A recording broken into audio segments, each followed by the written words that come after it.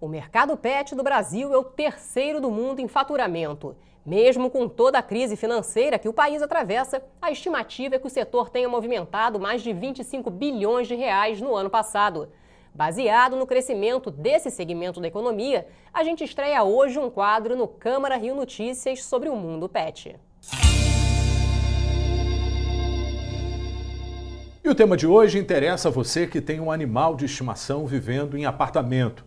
Eles estão protegidos pela Constituição Federal e devem ser respeitados. O Dr. Reinaldo Veloso é o presidente da Comissão de Proteção e Defesa dos Animais da OAB. Dr. Reinaldo, como que a gente consegue negociar esses impasses famosos entre vizinhos? Partindo da premissa do bom senso. Quem mora em condomínio tem que entender que o seu direito termina quando começa do próximo. Observando essas linhas de bom senso, se chega a um bom denominador comum. Mas até onde vai o meu direito em relação a ser tutor de um animal dentro de um apartamento? Pois é, desde que você mantenha esses animais ou este animal em condições de saúde. O que eu recomendo aqui para cada tutor é ter sempre um atestado médico veterinário, né, e neste atestado, né, escrito lá que o animal não tem nenhuma doença, o animal não é um animal estressado, é um animal de bom convívio. Esse atestado veterinário, na verdade, é um salvo-conduto para cada um que quiser manter o seu animal ou os seus animais nos apartamentos. Algum regulamento interno, uma ata do condomínio, por exemplo, pode superar a Constituição? Ou seja, a Constituição garante o direito do tutor ter esse animal convivendo com ele na moradia, no apartamento? É verdade. Garante desde que o tutor mantenha essas condições de salubres que eu te falei, né? Porque nenhuma convenção de condomínio, nenhuma ata de condomínio tem um valor acima da Constituição.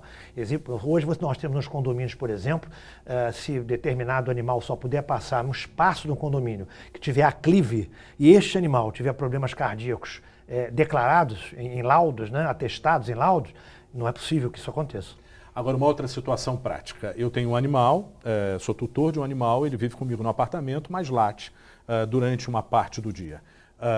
Isso pode ser um constrangimento ilegal caso o síndico force uma situação para que ele seja retirado do apartamento? Sim, você colocou muito bem. Podemos caracterizar a previsão do Código Penal de constrangimento ilegal. É um ilícito penal isso, porque barulho todo mundo faz. Criança faz barulho, marido briga com sogra, então a gente não discute a fonte, a gente discute se está tendo barulho ou não. Agora, o barulho contínuo, 24 horas, o animal estando com problema, seja gato ou seja cachorro, o que a gente recomenda? O tutor tem que levar esse animal num especialista, porque ele deve estar com falta de água, com falta de espaço, aí é um problema mais interno, tem que ser tratado. Mas tudo sempre no diálogo. O bom senso é a palavra-chave? É fundamental. Mas quando não há esse bom senso e existe uma guerra dentro do condomínio, ou seja, aquele prédio está dividido, quais são os direitos que são assegurados para o tutor? Por exemplo, ele não pode ser despejado em relação, não pode pagar uma multa, por exemplo? Não, depende da previsão do regimento interno ou da previsão da convenção. E se ela se esbarra ou não na Constituição. O básico é o seguinte, o animal deve ser respeitado como qualquer ser vivo. E o tutor, que quer ter esses animais ou este animal dentro do seu apartamento, deve cuidar das condições de saúde, de não agressividade, de bem-estar. Né? E quando sair com o seu animal pela área comum do condomínio, ele levar aquele saquinho plástico, recolher as fezes do animal. O básico em condomínio é o consenso.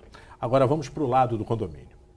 O condomínio ele pode ter liberdade para fazer que tipo de exigência em relação ao mundo moderno? Hoje em dia todo mundo tem um animal de estimação dentro de casa. Em primeiro lugar, o condomínio não pode estipular áreas para o tutor passear com o animal. Só pode naquela área que não pode. Não existe essa possibilidade.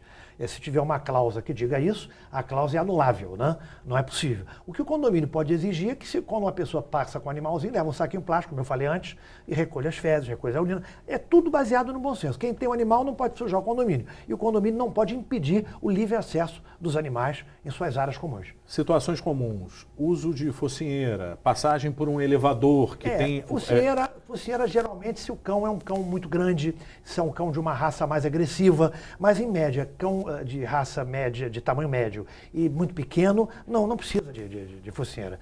O tutor pode até pegar o animal no colo se quiser, também não é obrigado. Mas dentro ali do bom senso, ele pode pegar o animal no colo e... Existe um certo limite em relação à quantidade de animais de estimação? Não tem nenhuma lei, nenhuma legislação que determine quantos gatos, ou quantos cachorros, ou quantos coelhos, ou quantos passarinhos você pode ter dentro de casa. Sempre que você tiver uma quantidade grande de animais dentro de casa, você tem que cuidar desses animais, para que não tenha cheiro, né? Não tem um odor que perturbe o outro morador. Agora, qual o conselho do senhor, que tem essa experiência em relação à OAB, né, que preside a Comissão de Proteção e Defesa dos Animais, para o tutor? Ele deve ter o quê? Um atestado veterinário que comprove que esse animal não está ameaçando ninguém dentro do condomínio? Em casos em que haja essa polêmica, que há esse intuito jurídico de se tirar o animal de dentro do imóvel, seja ele um cão, um gato, um passarinho, um coelho ou vários animais, o que é que o tutor deve fazer? O tutor deve se dirigir a um médico veterinário de sua escolha e solicitar desse médico veterinário, mediante uma análise lá do animal, um documento, né, um chamado laudo veterinário, que diga que esse animal não é doente, esse animal, portanto, não transmite doença, que esse animal não é raivoso. E em caso de litígio judicial, eu recomendo até que ela chame uma pessoa que habitualmente frequenta a sua casa, uma manicure, uma profissional doméstica, que essa profissional assine uma declaração dizendo que o animalzinho é de bom convívio. Com isso, com o laudo veterinário e com a declaração de vizinhos e de pessoas que podem ir na sua casa ou não, você tem, repito, um salvo-conduto para manter os seus animais com muito amor no seu apartamento. Que casos chegam à OAB, por exemplo? A OAB nós recebemos alguns casos no sentido de barulho.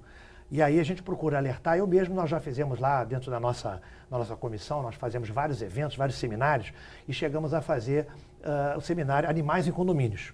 Nós discutimos isso lá, inclusive com duas advogadas do Secov, que é o sindicato dos edifícios. Né? E o que eles passam para o senhor? Eles passam essa ideia de barulho. Então, o que a gente quer fazer? A gente quer mediar essa situação. Porque para quem é dono de animal, você ir para uma assembleia, você geralmente já tem 40 contra você. Então, o que a gente quer? A gente quer que essas mediações elas aconteçam na própria OAB ou no Secov, com um representante do reclamante, um representante do tutor, e a gente chegar no denominador comum.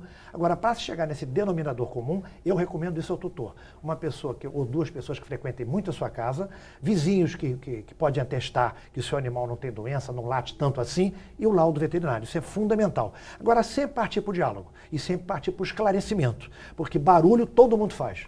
Doutor Reinaldo, muito obrigado pelo seu esclarecimento. Voltamos com você, Ingrid.